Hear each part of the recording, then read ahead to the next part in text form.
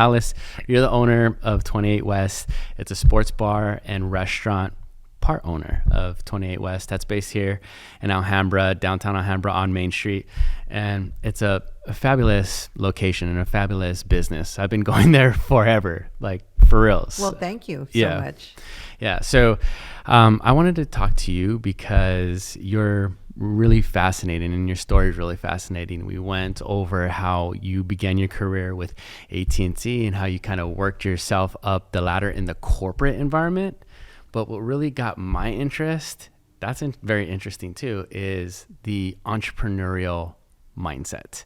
And that's what I wanted to talk to you about. So like, why did you leave your corporate safety net almost and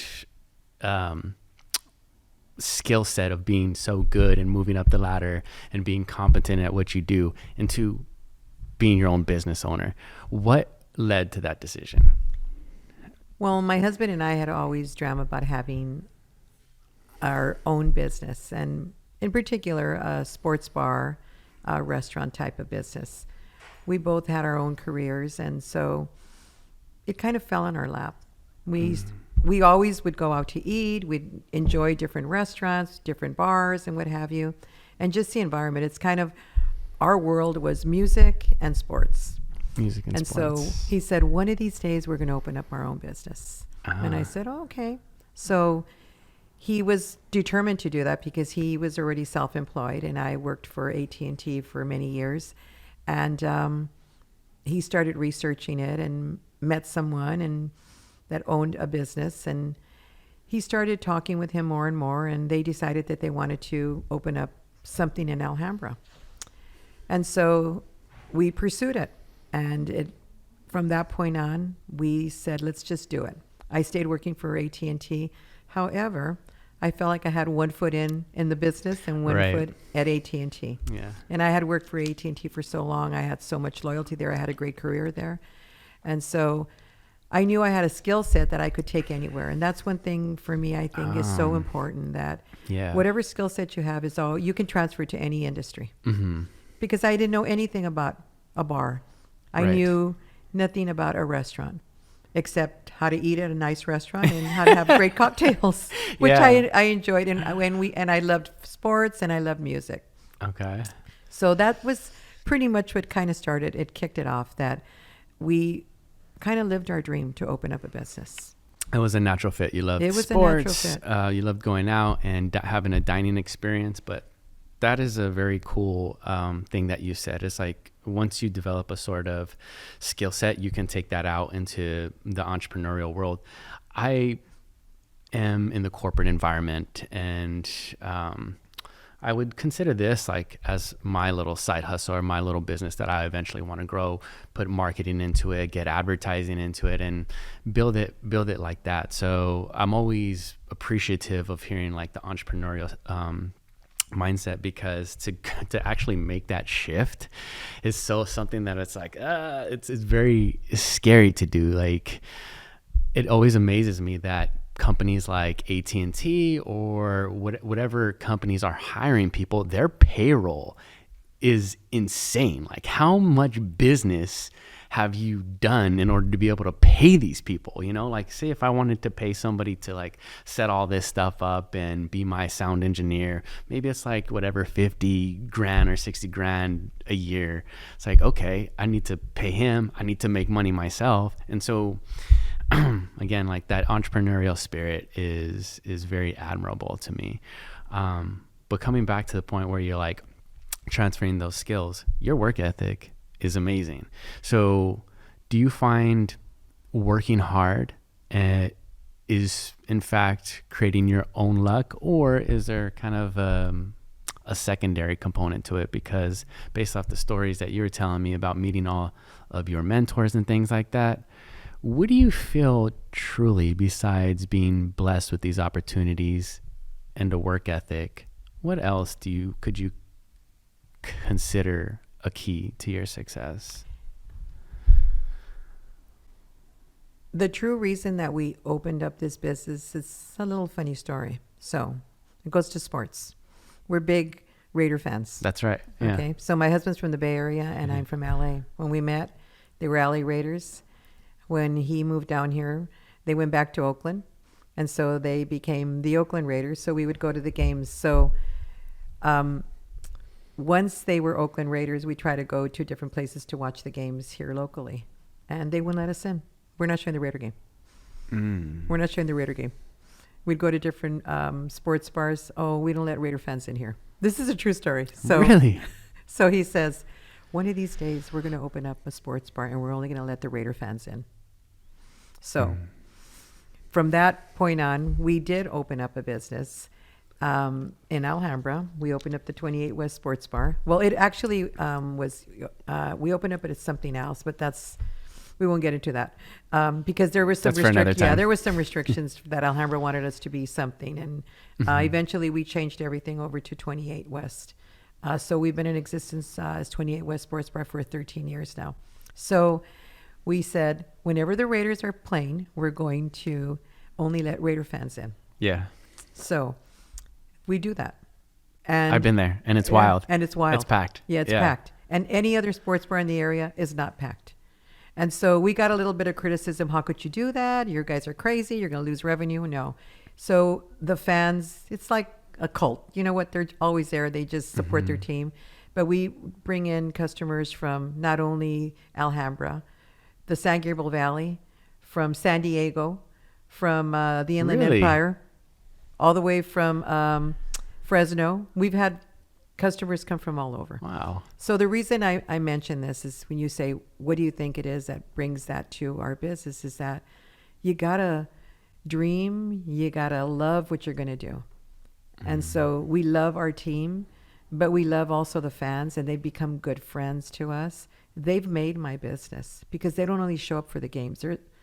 The games are only, 3 months out of the year, but those customers that are loyal to me, they come all year long. So we kind of did it because we just loved sports in general, and we work hard at it.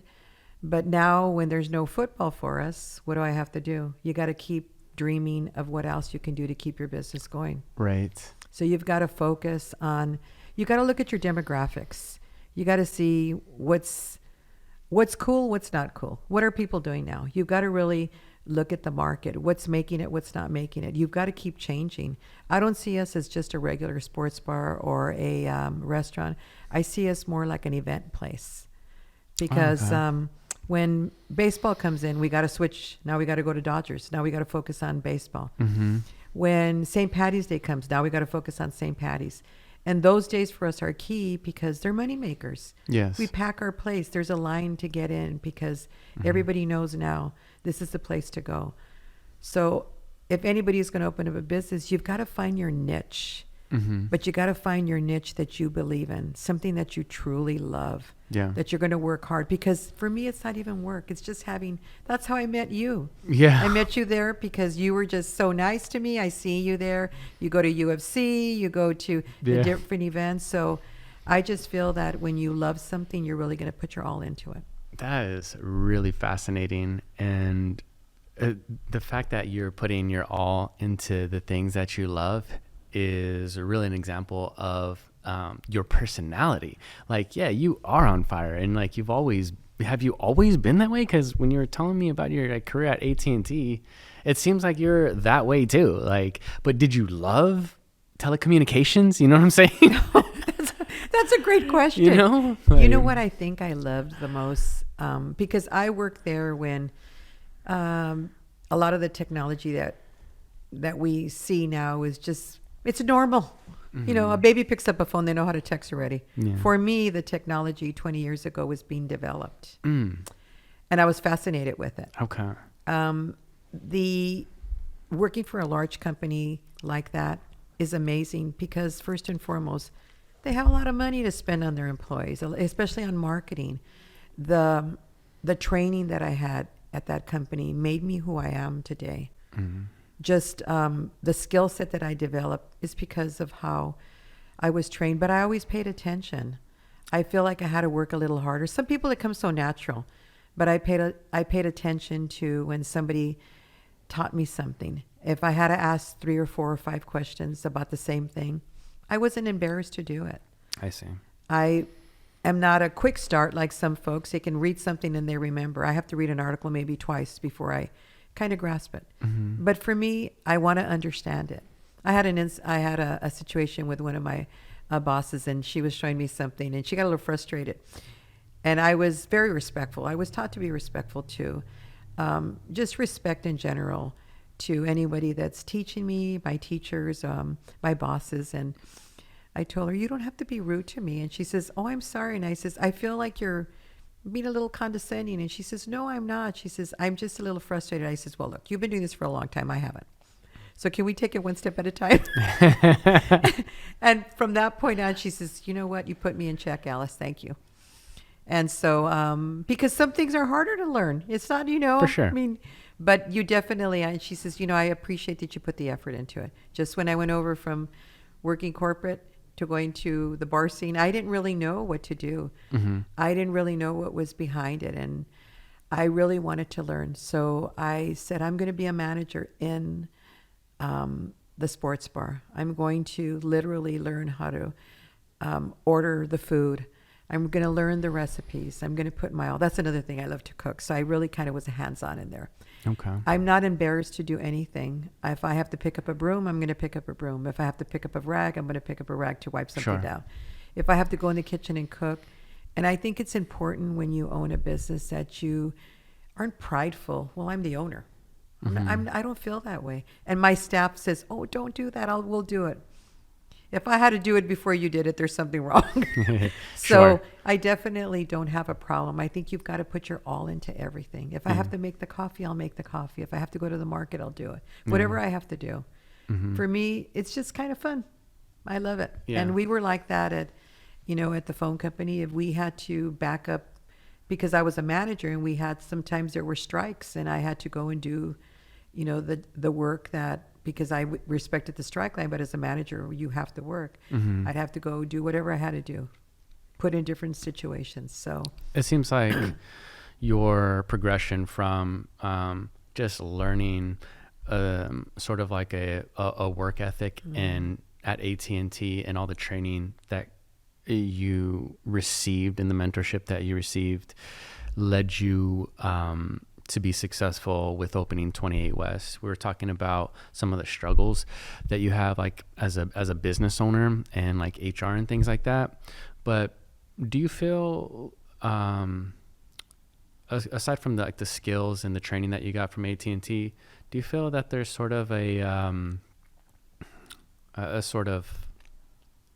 what's the word to describe it?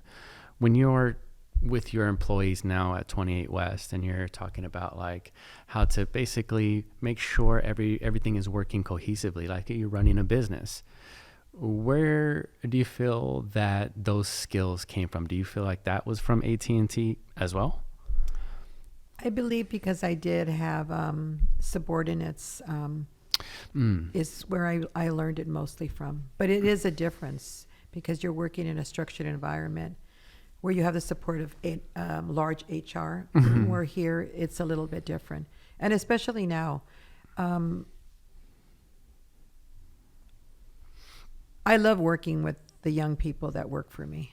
However, a lot of them haven't worked in corporate. They've worked in, some of them have had only a few jobs. And so they're not used to being told what to do. And I think in general, our society doesn't like to be told what to do. They kind of think they know it all. But you have a lot of good employees that want to listen. And one of the things that I like to do is teach. I was also a corporate trainer for AT&T.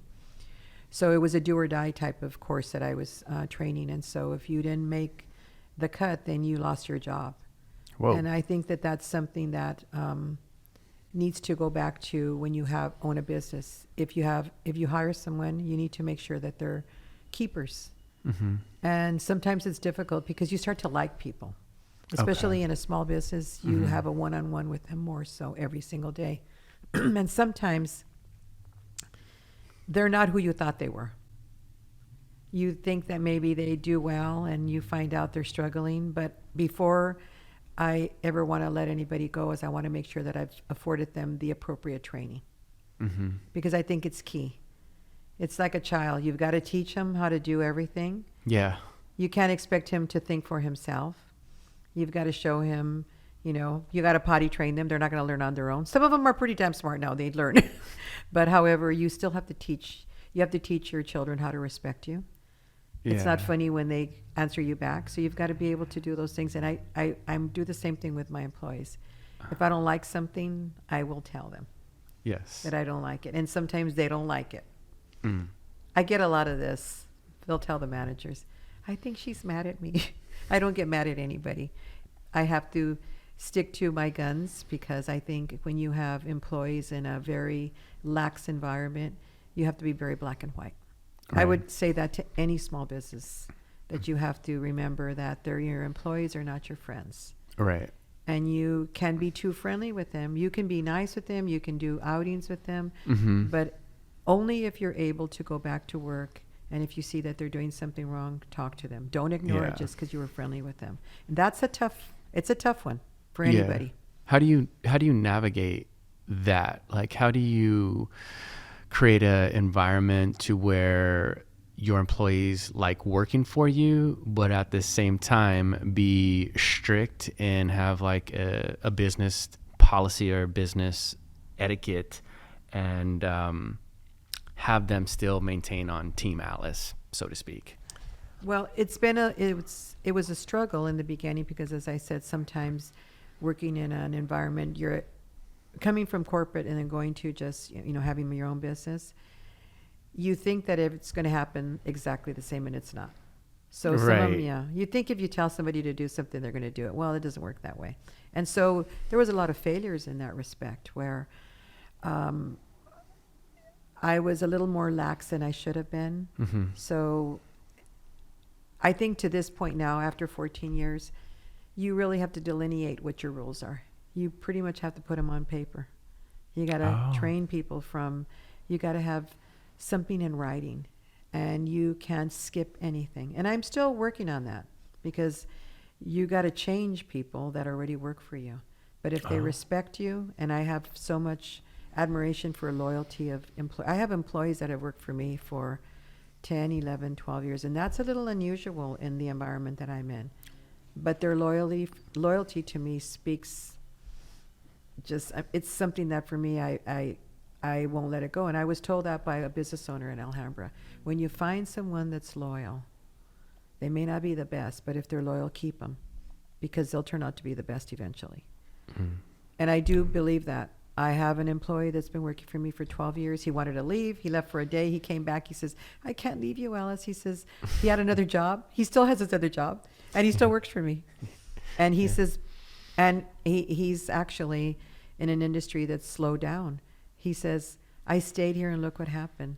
I'm still able to survive and pay my bills because my other job's not doing as well as I wanted to, because times are rough right now for a lot of people. Sure. Yeah, absolutely. Yeah. So I think the key is to just kind of stick to your guns, and, and I every day I work on it, and sometimes it's difficult because I may like somebody more. I mean, I hate to use that word, but I like them because maybe they do something different, but I do measure everything on their talent. I look at numbers a lot every day. I see because what drives my business, if they make money, then I make money. I see. If their sales are higher. Yeah. What are like the KPIs, the sort of like key performance indicators for a bar or for like a bartender? Or So that's a great question for me. So you mentioned we're a bar, sports bar, we're a restaurant. It's tough being both, because people don't see us as a restaurant. They see us as a sports bar. So sometimes they come in there, you offer them to eat. Oh, we're just waiting. We're going to go down the street, but we came to watch sports for a while. So that has been one of the biggest struggles that we're really working on. So one of the metrics that I now have put on my employees is that before you offer them a drink, because they're walking in there to have a drink. We have a lot of craft beers. We have great cocktails, great environment. The music's always going. It's pretty cool. It's a great spot. Great spot. And so the first thing you want to do is, hey, I'll have a beer. What kind of craft beers do you have? What's your cocktail specials or what have you? So what I've asked them to do now, and I sit there and I watch and I listen, and one skill that I did acquire at AT&T is I know how to overlap very well. I can multitask. So I may be talking to somebody, but I can still hear what's going on. I see. And so I want them to offer food before a drink. Offer food before drink. Here's our menu. We have small bites. We have something, have you ever been here before? Anything. I was in sales, so I can sell anything. So I tell them, we have great empanadas today. They're handmade, and they'll be, really? Some people have been going there for, I'm not kidding you, years. I didn't know you sold food. Didn't know you sold food. We didn't know. Whoa. And I'm going, wow. So Yeah. I really put it on, especially the new employees, so they won't have any bad habits. It's my oldie but goodies that sometimes they have the bad habits and they're not offering, or they may work the night shift, which is kitchen closes a little bit earlier than we close. Right. And so they may not have the opportunity. So now we have everybody. So what we're doing is we're doing cross-pollination right now. The bartenders are always the bartenders, and the servers are the servers. Bartenders now are servers also. Okay. So we've taught them how to serve food now. Gotcha. And they're liking it. I have one individual, I just love it. She says, you know what? I love being a server. She says, I make more money because at a sporting event, they're not walking up to the bar. They're sitting at a table for hours. Mm-hmm. She builds a good relationship with that customer, which in turn wants to tip her more money than if she's the bartender serving her one drink. So now they're all embracing it. Oh. I have one I see. bartender that decided, and she was struggling with bartending, and I said, I have another job for you. I love having you here. I says, I know you're struggling, and I says, so because it's very fast paced, let's try you as a server. She says, I don't think I can do it. She says, I'm so shy. She literally told me a few weeks ago, I never want to be a bartender again. I love being a server. Really? Wow. I kind of saw who she was. Mm-hmm. I saw that she was a little shy. She used the bar as kind of a shield. Mm-hmm. And she says she didn't want to go beyond the bar, but now she's able to talk to customers, and she's a chatty Cathy, so she just talks and talks and talks. I says, now you have an opportunity to talk to them, okay? And she loves it. So That's I think great. also as a business owner, you have to find and coach them what their niche is. What do they love? What do they like doing? Sure. And you can never stop telling even your most senior employee what they need to do. Because if I have to change in order to bring in business, that means they have to change. I see. They have to embrace the changes. They may not like it. And I understand they may not like it. I don't like it when I'm slow. So I tell them, let's do something new. Let's try this. I always try to get ideas from them. Follow through is another big thing. We all have a lot of ideas, but we always don't follow through on things. I think that's just in general. Sure. Like cleaning my closet. I start cleaning the closet. Oh, something else is going on. Then I forget. Sure.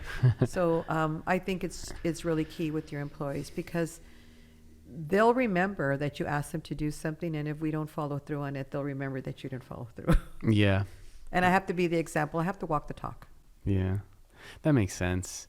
And just thinking about, so we're almost close to 30 minutes right now, so we'll kind of close on this this question. Just being flexible as you are and being adaptable, because obviously, you've been in business for a while. It's like 28 is a sports bar restaurant. Do you think it'll always stay that way, or do you feel like what's your end goal? Do you always want to be in the sports bar restaurant industry? What do you see 28 West becoming? Do you want to sell it eventually? What are the plans for your exit strategy, so to speak? I've been asked this before, and I still don't have an answer. Okay. But I would, because I've already left one career, and this is kind of my baby. Okay. And it seems like you're having fun with it. And I'm having fun with it. Yeah. But times are changing also. Things are getting tougher. And there has to be a little bit of a change. I have such loyalty to my employees. And I know they've been with me for so long. So we keep it going because of them. And it is fun. But eventually, if we do plan to leave the business, it's going to have to be somebody that wants to do the same thing there. I would love to see them keep it going. We truly are the only sports bar in Alhambra, a true sports bar. All the TVs, the big screens, all the games, and it's very costly. Everything costs so much to do that. But we made the investment, and we're going to stick to it. Everything goes up. You have to pay and stream for everything now. But we truly are.